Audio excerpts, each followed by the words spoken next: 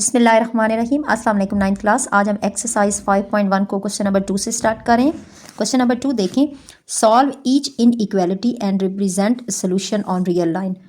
इन equality को हमने solve करना है और उसके बाद जो सोल्यूशन हमारे पास आएगा उस सोल्यूशन को हमने रियल लाइन पे रिप्रेजेंट करना है। इससे प्रीवियस क्वेश्चन में हमने ये पढ़ा था कि हमने इक्वेशन को सॉल्व करना है और इक्वेशन का जो सोल्यूशन होगा उसको रियल लाइन पे रिप्रेजेंट करना है। अब 9th क्लास आपने इस बात का ख्याल रखना है कि किसी भी क्वेश्चन के अंदर जब इक्वल का साइन आ जाता है इक्वल का, तो वो इक्वेशन होती है। और अगर किसी क्वेश्चन के अंदर ये साइन आ जाए, लेस का साइन, ग्रेटर का साइन, इसके साथ लेस देन और इक्वल एंड ग्रेटर देन और इक्वल, ये साइन जब भी हमारे पास किसी भी क्वेश्चन के अंदर आ जाएंगे तो वो क्वेश्चन क्या होगा, वो इन इक्वालिटी के लिए काउंट होगा। तभी हमें क्वेश्चन में ये कहा गया है कि इन इक्वालिटी को सॉल्व करना है और उसके सोल्यूशन को रियल लाइन पे रिप्रेजेंट करना है। हमारे पास क्वेश्चन है x - 6 less than and equal to -2। Less and equal का साइन है, इन इक्वालिटी काउंट होगी। इसको सॉल्व करने का सबसे बेस्ट वे ये है कि हमारे पास वेरिएबल की एक टर्म है, ये भी कांस्टेंट है, ये भी कांस्टेंट है। कांस्टेंट को कांस्टेंट के साथ आपने इकट्ठा करना है। तो हम क्वेश्चन को स्टार्ट करेंगे, एक्स को यहीं पे रखेंगे लेफ्ट में, less than and equal to -2 as it is रहेगा। 6 नेगेटिव है, इन इक्वालिटी के राइट साइड पे आएगा तो पॉजिटिव हो जाएगा और अपना साइन चेंज हो जाएगा। x is less than and equal to +6 - 2, एक पॉजिटिव है एक नेगेटिव है, सब्ट्रैक्शन होगी और बड़ी टर्म का साइन आएगा +4।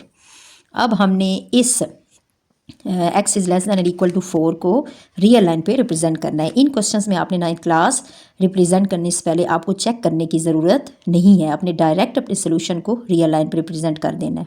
प्रेजेंट करने के लिए हमने क्या करना है कि हमने रियल लाइन पे इक्वल डिस्टेंस का गैप लेना है। इक्वल डिस्टेंस मैंने यहाँ पे 2 सेंटीमीटर का गैप लिया है। अब x is less than and equal to 4 का मतलब ये है कि एक तो यहाँ पे इक्वलिटी है, इट्स मीन इसमें 4 भी शामिल है, ठीक है। और 4 शामिल होने के साथ x is less then 4, less than 4 means के 4 और 4 से छोटे तमाम नंबर इसमें शामिल हैं। तो 4 से छोटे नंबर 4, 3, 2 और 1।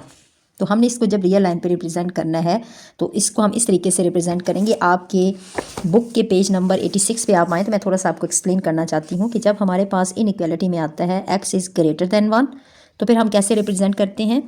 x इज़ ग्रेटर देन 1 का मतलब ये है कि 1 से बड़े नंबर, 1 उसमें शामिल नहीं है, 1 से बड़े नंबर, जब 1 से बड़े नंबर होंगे तो हम 1 के ऊपर एक गोल सा दायरा लगा देंगे और उस दायरे को हम डार्क नहीं करेंगे, कलर नहीं करेंगे। इसका मतलब ये होगा कि 1 उसमें शामिल नहीं है। और अगर 1 से बड़े नंबर हैं तो 1 से जो बड़े नंबर होंगे वो 2, 3, 4, तो इस लाइन को हम राइट साइड पे एक्सटेंड कर देंगे। अब अगर होगा x is greater than and equal to 1, इसका ये मतलब है कि 1 भी उसमें शामिल है और 1 से बड़े और 1 भी शामिल है। अब हम इसको कैसे रिप्रेजेंट करेंगे। अब हम ऐसा करेंगे कि हम 1 के ऊपर जो सर्कल लगाएंगे, जो दायरा लगाएंगे, उस दायरे को हम डार्क कर देंगे। इस डार्क करने का ये मतलब है 1 भी उसमें शामिल है और 1 से तमाम नंबर के लिए हम दोबारा उसी लाइन को पॉजिटिव साइड मीन्स के राइट साइड पे एक्सटेंड कर देंगे। अब हमने अपने क्वेश्चन में जो रिप्रेजेंटेशन करनी है वो इस तरह से है कि x is less than and equal to 4, 4 उसमें शामिल है। तो जब नंबर बीच में शामिल होता है तो हम उसी नंबर के ऊपर जो दायरा लगाते हैं उस दायरे को हम डार्क कर देते हैं और उस लाइन को फिर हमने लेफ़्ट को मूव करवा देना है। एंड पे हमने एरो का सिंबल भी बना देना है। इसका मतलब ये है कि ये लाइन आगे बढ़ती ही जा रही है। वो तमाम नंबर जो लेफ़्ट को हैं वो 4 से छोटे हैं, ठीक है। तो आपने इस तरीके से इसकी रिप्रेजेंटेशन। सेकंड पार्ट देखिए, -9 इज़ ग्रेटर देन -16 + x। तो हम कांस्टेंट को कांस्टेंट की तरफ लेके आते हैं। कांस्टेंट हमारे पास है -9 और 16 इन इक्वालिटी के राइट से लेफ़्ट में मूव करेगा तो ये पॉजिटिव 16 हो जाएगा, ग्रेटर देन पॉजिटिव x। अब 16 में से जब 9 माइनस होंगे, देखिए एक पॉजिटिव है एक नेगेटिव है, सब्ट्रैक्शन होगी। जब सब्ट्रैक्शन होगी तो 16 में से 9 माइनस होंगे तो 7 आएगा और पॉजिटिव 7 आएगा क्योंकि 16 बड़ी वैल्यू है। 7 इज़ ग्रेटर देन x। अब 7 इज़ ग्रेटर देन x का ये मतलब है कि 7 x से बड़ा है। तो दूसरे लफ्ज़ों में इसका क्या मतलब है कि अगर 7 x से बड़ा है तो दूसरे लफ्ज़ों में इसका ये मतलब है कि x जो है वो 7 से छोटा है। अब इसको हमने रिप्रेजेंट करना है। ठीक है ना, इन टर्म ऑफ एक्स में आपने रिप्रेजेंटेशन करनी है, ठीक है ना, कि वेरिएबल उससे जो हमारे पास आंसर आया है उससे छोटा है या उससे बड़ा है या उसके इक्वल या उससे बड़ा छोटा है, इस तरीके से आपने रिप्रेजेंटेशन करनी है। एक्स इज़ लेस दैन 7 के लिए मैंने रियल लाइन पे कुछ पॉइंट्स लिए हैं और तमाम पॉइंट्स का डिस्टेंस मैंने सेम लिया है, ठीक है ना। 2 सेंटीमीटर का मैंने यहाँ पे गैप लिया है। 2 सेंटीमीटर का इस तरीके से आपने गैप लेना है कि देखें, अगर एक पॉइंट मैंने यहाँ सपोज़ मैंने यहाँ पे एक पॉइंट इधर 5 पे लगाया है, तो एक मैंने बीच में पॉइंट छोड़ा है और फिर उसके बाद एक पॉइंट लगाया है, ठीक है ना। ये 2 सेंटीमीटर का गैप है, तो 2 सेंटीमीटर की गैप से हमने डिस्टेंस आपने इक्वल लेना है। अब हमने रिप्रेजेंट करना है एक्स इज़ लेस दैन 7, 7 से छोटे। अब बीच में इधर देखिए ना, इन इक्वालिटी के साथ इक्वल का साइन नहीं है, मीन 7 उसमें शामिल नहीं है। तो जब सोल्यूशन बीच में शामिल नहीं होता तो उसके लिए हमने क्या करना होता है कि उसी 7 के ऊपर हम एक सर्कल लगाएंगे और फिर इस सर्कल को हम डार्क नहीं करेंगे, इसमें हम कलर नहीं करेंगे, और बस लेस दैन 7 है तो 7 से छोटे नंबर कौन से हैं जो लेफ़्ट को मूव कर रहे हैं, 6, 5, 4, 3, 2, 1, जितने भी चलेंगे जो इससे छोटे हैं, या उसके बाद 0, -1, नेगेटिव की जितने भी नंबर्स हैं वो तमाम सब 7 से छोटे हैं। तो हमने क्या करना है कि हमने अपनी लाइन को फिर लेफ़्ट को एक्सटेंड करवा के एरो का साइन बना देना है। इस तरह की कुछ आपकी रिप्रेजेंटेशन होगी रियल लाइन पे। थर्ड पार्ट देखें तो थर्ड पार्ट में भी हमारे पास 3 और 3 दोनों कांस्टेंट हैं। 3 + 2x इज़ ग्रेटर देन और इक्वल टू 3, नीचे इक्वल का साइन भी है। तो हम क्या करेंगे, वेरिएबल को अपनी जगह पे ही रखेंगे, greater than and equal to 3, और जो लेफ्ट साइड पे 3 है इनइक्वालिटी के, वो राइट साइड पे आएगा, साइन चेंज कर देगा, एक पॉजिटिव एक नेगेटिव कट जाएंगे, और 2x is greater than and equal to 0। अब x के साथ जो कोफिशेंट है वो 2 है, हमें x की वैल्यू चाहिए, उसके साथ कोई कोफिशेंट नहीं चाहिए। तो क्या करेंगे, जो कोफिशेंट अगर मल्टीप्लाई हो रहा होता है तो दूसरी तरफ जब वो जाएगा तो डिवाइड होगा, 0 डिवाइडेड बाई 2, और 0 को कोई भी नंबर जब डिवाइड करता है तो वो 0 ही रहता है। आंसर हमारा आ जाएगा x is greater than and equal to 0। अब इस इनइक्वालिटी का ये मतलब है कि x is greater than and equal to 0। Equal का ये मतलब है कि एक तो 0 भी बीच में शामिल है, उसके साथ 0 से बड़े नंबर, 0 से बड़े नंबर। तो 0 से बड़े नंबर कौन से होंगे, एक तो आपने 0 को भी शामिल करना है, 0 से बड़े number 1, positive 2, 3, 4 up to so on, जो राइट साइड पे होंगे। तो इसको हम रियल लाइन पे रिप्रेजेंट करते हैं। प्रेजेंटेशन कुछ इस तरह से होगी कि देखिए, इक्वल डिस्टेंस हमने ले लिया 2 सेंटीमीटर का, और चूँकि 0 भी सोल्यूशन सेट में शामिल है तो हम 0 के ऊपर जो दायरा लगाएंगे उसको डार्क कर देंगे, उसको आपने कलर कर देना है, ठीक है ना। और जब कलर करेंगे तो फिर इसके साथ चूँकि 0 से बड़ी वैल्यूज़ हैं तो आपने इसको राइट साइड पे एरो का निशान बना देना है कि वो वैल्यूज़ जो 0 और 0 से बड़ी हैं, 0 से बड़ी वैल्यूज़ 1, 2, 3, 4 पॉजिटिव वैल्यूज़ हैं। फोर्थ पार्ट इसका देखें तो फोर्थ पार्ट है हमारे पास 6 × x + 10 is less than and equal to 0। तो सबसे पहले तो देखें कि जो स्मॉल ब्रैकेट है हम उसको रिमूव करेंगे, 6 को हम मल्टीप्लाई कर देंगे, पहले x के साथ मल्टीप्लाई करेंगे तो ये 6x देगा, उसके बाद 6 को जब आप 10 से मल्टीप्लाई करेंगे तो 6 10 ज़ार आपको 60 देगा, less than and equal to 0। हमें x की वैल्यू चाहिए, तो x की वैल्यू के लिए हम 60 को कांस्टेंट के पास लेके जाएंगे, 6x is less than and equal to 0, और 60 जब लेफ़्ट इन इक्वालिटी के लेफ़्ट से राइट को जाएगा तो वो अपना साइन चेंज कर देगा। मीन्स कि 0 किसी भी नंबर में ऐड या सब्ट्रैक्ट होने से उसमें कोई फ़र्क नहीं पड़ता। हमारे पास आंसर क्या आ जाएगा, 6x is less than and equal to वही -60 ही आ जाएगा। अब हमें चाहिए x की वैल्यू। x की वैल्यू के लिए जो x के साथ कोफिशेंट है 6, ये मल्टीप्लाई हो रहा है, इनमें कोई साइन मौजूद नहीं है। अगर कोई साइन नहीं है इट्स मीन ये दोनों मल्टीप्लाई हो रहे हैं, तो 6 यहाँ पे मल्टीप्लाई हो रहा है, जब राइट साइड पे जाएगा तो डिवाइड हो जाएगा। x is less than and equal to -60 divided by 6, cancellation करें, 6 1 ज़ार 6 एंड 6 10 ज़ार 60। आंसर हम आ जाएगा x is less than and equal to -10, जो साइन है वो आंसर के साथ आ गया -10।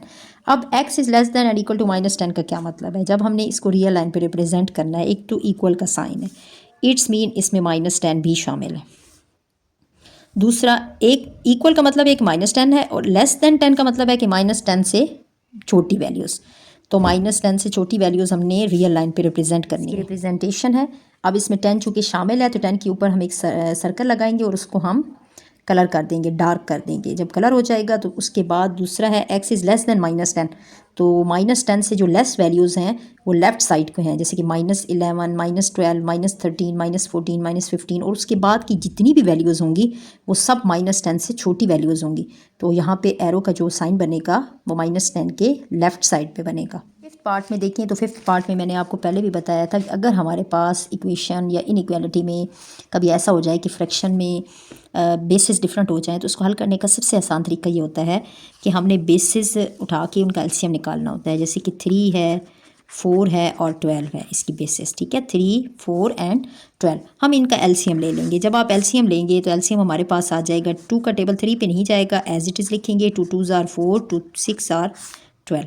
उसके बाद अगेन 2 का टेबल आप काउंट करेंगे, 2 1s are 2 and 2 3s are 6। इसके बाद 3 का टेबल काउंट करेंगे, 3 1s are 3, 1 as it is, 3 1s are 3, जब तक हमारा पूरा जो तमाम फैक्टर्स हैं वो 1 1 हो जाए। तो टोटल फैक्टर कितने आए हैं हमारे पास? 2 प्राइम फैक्टर, 2 2 एंड 3, सबको मल्टीप्लाई करें। 2 2s are 4, 4 3s are 12, 12 हमारा एलसीएम आया। अब इस एलसीएम को हमने तमाम टर्म्स के साथ मल्टीप्लाई करना होता है, ठीक है ना। इससे हमारा क्वेश्चन बहुत सिंपल हो जाता है, मीन्स के फ्रैक्शन से निकल जाता है। अब 12 को मैं मल्टीप्लाई कर रही हूँ 9th क्लास हर टर्म के साथ। तो देखिए जब फर्स्ट टर्म के साथ मैं मल्टीप्लाई करूँगी तो आप ब्रैकेट रख दें, ठीक है ना। 12 bracket 5/3x minus 12 bracket 3/4 is less then 12 और ब्रैकेट 1/12। अब जब मैंने सबके साथ एलसीएम को मल्टीप्लाई कर दिया तो फिर कैंसिलेशन करें। देखिए कैंसिलेशन 12 पूरा 12 से कट गया, ये 1 1 बच गया। इसके बाद 4 3s are 12, इधर 3 1s are 3, 3 4s are 12। तो कटिंग के बाद मल्टीप्लिकेशन करें, 4 और 5 ने मल्टीप्लाई होना है, तो 4 5s are 20x minus 3 3s are 9 and less than, यहाँ पे माइनस भी था चूँकि क्वेश्चन के अंदर है, तो ये यहाँ पे लेस देन -1 आ जाएगा। अब कांस्टेंट को कांस्टेंट के पास लेके जाएं, 20x is less than -1 as it is रहेगा। 9 जो लेफ़्ट साइड पे है इनइक्वालिटी के, जब वो राइट साइड पे जाएगा तो पॉजिटिव हो जाएगा। और 20x इज़ लेस देन 9 में से 1 माइनस हुआ तो आपका आंसर 8 आ जाएगा। अब देखिए x के साथ जो कोफिशिएंट है ना वो 20 है, ठीक है ना। x के साथ जो 20 है उसको हम यहाँ मल्टीप्लाई हो रहा है ना, जब इनइक्वालिटी के राइट साइड पे जाएगा तो डिवाइड हो जाएगा 8/20। कैंसिलेशन करें, अगर कैंसिलेशन होती है तो इसको मज़ीद आप जो है ना सिंप्लीफाई कर दें। सिंप्लीफाई ऐसे होगा कि 2 का टेबल आप कर लें, यहाँ पे 4 के टेबल से भी कटिंग हो सकती है। 4 2s are 8 and 4 5s are 20। तो यहाँ पे हमारा आंसर आ गया है x इज़ लेस देन 2/5। अब 2/5 को आप डायरेक्ट वो रियल लाइन पे रिप्रेजेंट नहीं कर सकते, आपने इसको डेसिमल में लेके जाना है। आपको पता होना चाहिए कि ये पॉइंट में कितना है, आया 0 पॉइंट समथिंग है, 1 पॉइंट समथिंग है, या 2 पॉइंट समथिंग है। तो देखिए 2 को हम 5 पे डिवाइड करते हैं, 2 डिवाइडेड बाय 5 है ना, तो 2 को 5 पे डिवाइड करने का ये मतलब है कि 2 की चूँकि छोटी टर्म है तो आपको यहाँ पे सबसे पहले तो पॉइंट लगाना पड़ेगा, पॉइंट के बाद 0 यहाँ पे बनेगा 20, तो 5 4s are 20 आ जाएगा। बाय यूजिंग कैलकुलेटर भी कर सकते हैं। 2 divided by 5 which is equal to 0.4। अब 0.4 हमारा आंसर आया है, x इज़ लेस देन 0.4। देखिए 0.4 को रिप्रेजेंट करना है रियल लाइन पे इक्वल का डिस्टेंस लेके। मैं आपको दिखाती हूँ कि 0.4 कहाँ पे लाई करेगा। देखिए रिप्रेजेंटेशन इसकी इस तरह से होगी कि इक्वल आपने डिस्टेंस ले लेना, इक्वल डिस्टेंस लेने के बाद x इज़ लेस देन 0.4। 0.4 एक तो बीच में शामिल नहीं है, दूसरा 0.4 से छोटी वैल्यूज़ हैं। देखिए 0.4 कहाँ पे लाई करेगा, 0 और 1 के बीच में। आपने देखना है कि 0 और 1 के यहाँ जहाँ मैंने डॉट लगाया ना, यहाँ डॉट का ये मतलब है कि इसका हाफ जो होगा ना वहाँ 0.5 होगा। 0 और 1 के बीच में हाफ पे 0.5 होगा, ठीक है ना। तो 0.5 से एक स्टेप पीछे आप, ठीक है ना। एक स्टेप पीछे का मतलब है कि आपने थोड़ा सा सपोजिशन में काम करना है ना, कि अगर 0.5 है तो वहाँ पे 5 पॉइंट्स होंगे, तो इक्वल डिस्टेंस से मैं थोड़ा सा गैप से एक स्टेप पीछे आऊँ तो वहाँ पे 0.4 होगा। तो मैं एक स्टेप पीछे आपको यहाँ पे लाइन लगा के दिखाया है कि यहाँ पे 0.4 होगा। अब इस 0.4 पे यहाँ पे आपने एक छोटी सी लाइन भी ड्रा करनी है, उसके ऊपर 0.4 भी लिखना है। अब चूँकि 0.4 शामिल नहीं है, इसके ऊपर हम एक दायरा बनाएंगे। दायरे को हम डार्क नहीं करेंगे, ठीक है, उसमें कलर नहीं करना। अब कलर नहीं करना, फिर आपने ये देखना है कि एरो को राइट पे मूव करवाना है या लेफ़्ट पे। ठीक है, 0.4 से छोटी वैल्यूज़ हैं, तो 0.4 से छोटी वैल्यूज़ कौन सी होंगी? वो तमाम वैल्यूज़ जो कि 0.4 के लेफ़्ट साइड पे होंगी। 0.4 के लेफ़्ट साइड पे क्या होगा? 0.3, 0.2, 0.1, फिर 0, फिर 0 से पीछे ये माइनस की वैल्यूज़ -1, -2, -3, तो लेफ़्ट को जितनी भी वैल्यूज़ होंगी वो 0.4 से छोटी वैल्यूज़ होंगी। लास्ट पार्ट को देखें तो लास्ट पार्ट में हमारे पास जो बेसिस हैं, बेसिस 2, 2 और 4 हैं। हम बेसिस को उठाएंगे और बेसिस का एलसीएम निकालेंगे 2, 2, 4। जब हमने बेसिस उठा ली तो हमारे पास 2 1s are 2, 2 1s are 2 and 2 2s are 4। फिर हम 2 का टेबल लेंगे, ये तो 1 एज इट इज़ हो गए हैं, तो 2 1s are 2, मतलब हमारे पास टोटल जो प्राइम फैक्टर आए हैं वो हमारे पास 2 आए हैं, 2 और 2, 2 को आप इसमें 2 के साथ मल्टीप्लाई करें तो 4 आएगा। अच्छा 4 आपका एलसीएम आया। अब 4 को आपने ना हर टर्म के साथ मल्टीप्लाई करना है। अब जिस टर्म की बेस आपने नहीं भी उठाई तो उस टर्म का हमें कैसे पता चलता है? टर्म का हमें प्लस माइनस से पता चलता है। जैसे ये फर्स्ट टर्म है, फिर माइनस के बाद ये सेकंड टर्म है, ये थर्ड टर्म है और ये फोर्थ टर्म है, ठीक है ना। अब हर टर्म के साथ आपने एलसीएम को मल्टीप्लाई करना है। इस टर्म को भी बीच में आपने छोड़ना नहीं है। देखिए मल्टीप्लाई हम करते हैं, मल्टीप्लाई करने के लिए ब्रैकेट बेशक यूज़ करें, 4 1/4x, माइनस का साइन, फिर 4 1/2, बीच में लेस देन एंड इक्वल का साइन है, फिर 4 -1, फिर प्लस का साइन है 4 और 1/2x, ठीक है ना। ये आपकी वर्किंग है। अब हम कैंसिलेशन करेंगे। कैंसिलेशन 4 4 के साथ कैंसिल हो जाएगा, ओनली 1x बच जाएगा।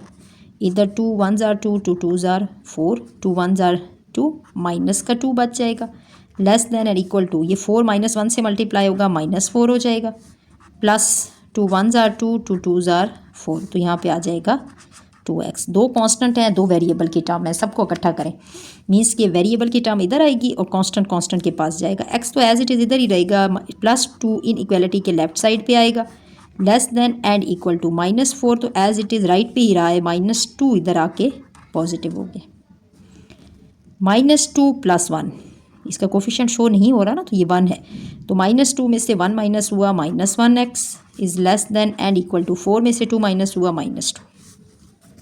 x के साथ जो कोफिशिएंट है ना वो -1 है या ओनली माइनस का साइन है, ठीक है ना। तो आपने दूसरी साइड पे जब इसको डिवाइड करना है, -2 डिवाइडेड बाय -1।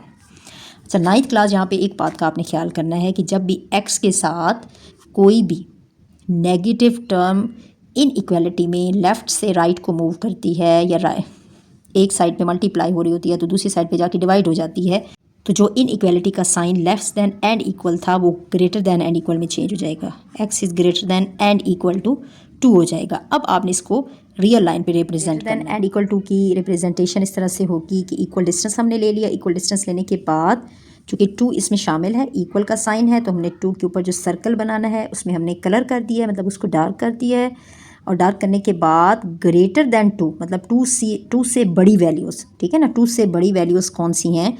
जो कि 2 के राइट साइड पे हैं, 3 4 5 6 7 पॉजिटिव वैल्यूज़, तो हमने एरो को मूव करवाना है राइट साइड पे।